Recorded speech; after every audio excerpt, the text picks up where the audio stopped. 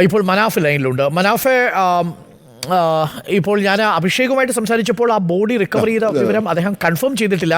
ഇത് മറുകരയിലുണ്ടായിരുന്ന സ്ത്രീയുടെ ബോഡിയാണോ കിട്ടിയത്? എന്തെങ്കിലും വിവരങ്ങളുണ്ടോ മനാഫ്?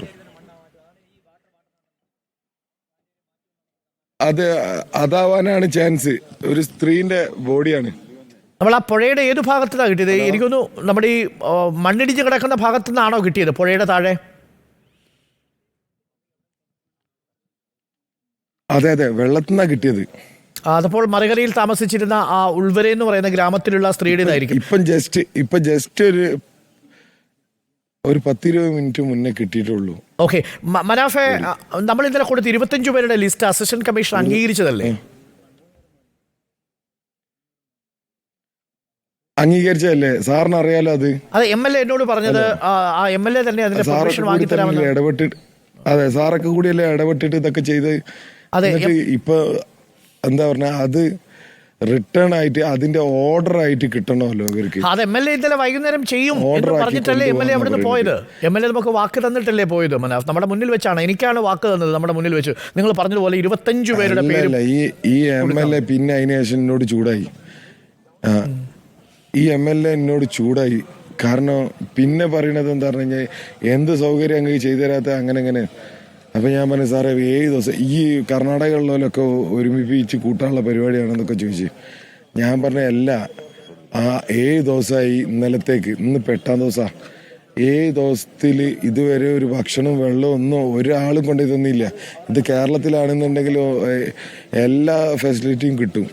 ഇപ്പോൾ എന്താ പറഞ്ഞു കഴിഞ്ഞാൽ, ഇത് ഈ 7 ദിവസം 7 ദിവസത്തിൽ 6 ദിവസവും ഞാൻ പേഴ്സണലായിട്ട് അവിടുന്ന് ഇവിടുന്ന് ഭക്ഷണവും കാര്യങ്ങളും സംഘടിപ്പിക്കുക ചെയ്തിരുന്നത്.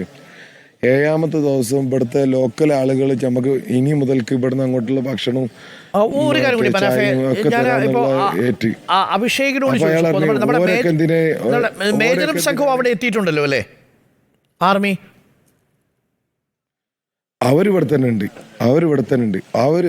അവരുടെ അടുത്ത് എക്യുപ്മെന്റ്സ് ഇല്ല എന്നുള്ള ഒരു അവർക്ക് അത് മാനസികമായിട്ട് ഇവനെ എങ്ങനെയെങ്കിലും പുറത്തെടുക്കണം. കറക്റ്റ്. ഈ രഞ്ജിത്ത് ഇസ്രായേലി എന്തുകൊണ്ടാണ് ആർമി അങ്ങോട്ട് കൊണ്ടുപോകാത്തത്? കാര്യം ആർമിയോടൊപ്പം ഈ അഭിഷേകിനോടൊപ്പമാണ് രഞ്ജിത്ത് ഇസ്രായേലി പ്രവർത്തിച്ചുകൊണ്ടിരുന്നത്. NDRFന്റെ COയും രഞ്ജിത്ത് ഇസ്രായേലിയും അഭിഷേകും കൂടിയാണല്ലോ അവിടെ കാര്യങ്ങൾ ഏകദേശം നിയന്ത്രിച്ചുകൊണ്ടിരുന്നത്.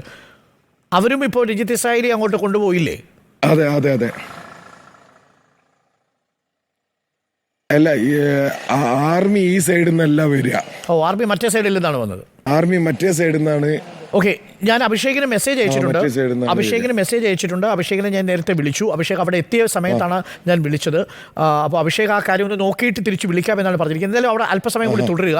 നമ്മൾ സതീഷ് MLA ബന്ധപ്പെടാൻ ജസ്റ്റ് ഇങ്ങനെ, അതായത് ഇപ്പൊ എന്താ പറഞ്ഞു കഴിഞ്ഞാല്, രഞ്ജിത്തിന് ഇപ്പൊ ഒരു പ്ലാൻ ഉണ്ട് എന്ന് പറഞ്ഞ് ആ പ്ലാന് ഒന്ന് ചെയ്തു നോക്കാം. നമുക്കിതിപ്പോ ഓരോന്ന് ചെയ്തു നോക്കാനല്ലേ പറ്റുള്ളൂ. വേറെ അതെ മനഫെ, അത് മനസ്സിലാക്കി. നമ്മുടെ എല്ലാവരും സഹായാവസ്ഥയാണ് ശരിക്കും ജനങ്ങൾ കണ്ടുകൊണ്ടിരിക്കുന്നത്. നമ്മുടെ ഭാഷ അറിയാവുന്ന ആളുകളോ ഒന്നുമില്ല. നമ്മൾ പറയുന്ന കാര്യങ്ങൾ പോലും അവർക്ക് മനസ്സിലാവുന്നില്ല മനാഫ്. അതെ, ഇപ്പൊ കർണാടക ചാനലിൽ ഭയങ്കരമായിട്ട് എന്താ പറയാ, എന്തുണ്ടായി ഇപ്പോ എന്നൊക്കെ പറഞ്ഞിട്ട് ഭയങ്കര ചർച്ച. മലയാളികൾ അങ്ങോട്ട് വന്ന് അങ്ങോട്ട് എന്തോ ചെയ്തു എന്നൊക്കെ പറഞ്ഞിട്ട് ഒരു ഇത്. ഇല്ല, നമുക്ക് ആ ചർച്ച അങ്ങനെ കൊണ്ടുപോകേണ്ടതില്ല. കാരണം അത് തീർച്ചയായിട്ടും അവരിൽ ചില പ്രാദേശിക ചാനലുകാരൊക്കെ നമ്മളോട് സഹകരിക്കുകയും ചെയ്യുന്നുണ്ട് മനാഫെ. നമുക്ക് എന്തായാലും അവിടെ സമാധാനപരമായി നമുക്ക് വേണ്ടത് രഞ്ജിത്ത് ഇസ്രായേലിയും സംഘത്തെയും അവിടേക്ക് കൊണ്ടുവിടുക എന്നുള്ളതാണ്. നമുക്കതിനുള്ള ശ്രമം നടത്താം. ഒരിക്കൽ കൂടി നമുക്ക് സതീഷ് MLA വിളിക്കാം. സതീഷ് MLA അതിനുള്ള സൗകര്യം നമുക്ക് ഒരുക്കി തരുമെന്ന് പ്രതീക്ഷിക്കാം. അല്പസമയം കൂടി അവിടെ വെയിറ്റ് ചെയ്യൂ. ഒരു 10 മിനിറ്റിനുള്ളിൽ നമുക്കൊരു തീരുമാനം ഉണ്ടാക്കാൻ കഴിയുമെന്ന് നോക്കാം. എന്തായാലും എന്താ തീരുമാനമെന്ന് മനാഫിനെ അറിയിക്കുകയും ചെയ്യാം. ഓക്കെ, പ്രിയപ്പെട്ട പ്രേക്ഷകർ, അതിൽ സാറ് ഇന്നലെ നമ്മൾ സംസാരിച്ച മാതിരി 25 ആളുടെ കാര്യം ഒന്ന് ഞാൻ പറയാം. 25 100 ആളെ വേണമെങ്കിലും ഇവര് വിടും. 25 പേരുടെ കാര്യത്തിൽ കേരള ഗവൺമെന്റ് അല്ല, അതിലല്ല, നമുക്ക് അതിൽ തന്നെ കുറച്ച് സ്കൂബ ഡൈവേഴ്സ് ഒക്കെ വന്നിട്ടുണ്ട്. അതായത് കുത്തിയൊലിക്കുന്ന വെള്ളത്തിൽ വരെ മുങ്ങിയിട്ട് ആളുകളെടുത്ത് എക്സ്പീരിയൻസ് ഉള്ള ആളുകൾ വന്നിട്ടുണ്ട്. ഞാൻ പറയണത് എല്ലാ സാധ്യതകളും നമ്മൾ പരിശോധിക്കണം എന്നുള്ളതാണ്. ഇനി പുഴയിലാണെങ്കിൽ പോയിട്ട് പരിശോധിക്കണം. ഒന്നും ഒന്നും ഇല്ലാതായി പോകരുത്. അത് ഞാനൊന്ന് സംസാരിച്ച് നോക്കട്ടെ. നമുക്ക് 10 മിനിറ്റിനുള്ളിൽ എന്തെങ്കിലും ഒരു തീരുമാനം ഉണ്ടാക്കാൻ പറ്റുമോ എന്ന് നമുക്കൊന്ന് നോക്കാം. ഞാൻ അഭിഷേകിൻ്റെ മെസ്സേജിന് വേണ്ടി വെയിറ്റ് ചെയ്യുകയാണ്. അഭിഷേക് എന്തായാലും ഇപ്പോൾ ആ സ്പോട്ടിലുണ്ട്. അഭിഷേക് അത് കണ്ടാൽ പെട്ടെന്ന് തന്നെ നമ്മളോട് റെസ്പോണ്ട് ചെയ്യുകയും ചെയ്യും. അഭിഷേക് വളരെ കൃത്യമായി നമ്മളെ കാര്യങ്ങൾ അപ്ഡേറ്റ് ചെയ്യുന്നുണ്ട് മനാഫ്. ഞാൻ ആ വിവരം അല്പസമയത്തുള്ളിൽ മനാഫിനെ അറിയിക്കാം. Thank you.